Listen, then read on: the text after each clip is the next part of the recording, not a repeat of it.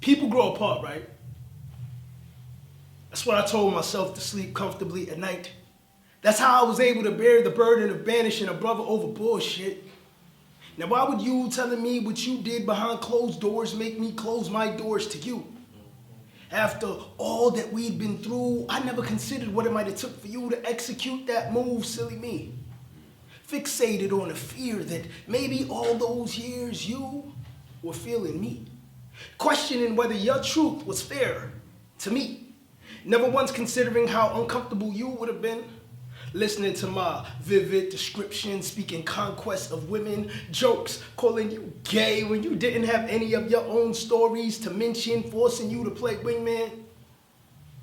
Now, was my inability to accept you and your coming out decision rooted in my own guilt of feeling like I was responsible for you playing out of position, for not listening? What was I missing then? You see, I used to look back and just blame it on my youth, when I was still too much of a coward to really face the truth that I was scared. Scared of what it meant for me. Scared of what it meant for how we define masculinity, knowing you were probably more of a man than I would ever be. Scared the conversation would change, so I got scared to speak. So scared I didn't answer my call one day. One day has somehow turned into 318 weeks. Scared of having to label you my gay best friend.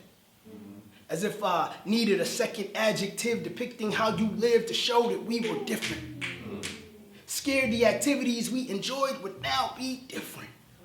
Like now, we gotta use different gym equipment. Like menus would change and have a section for gays. Like now would mean something different. To order Hennessy straight. Like your ability to understand sports would no longer be the same. Like us hanging out would now look like a date.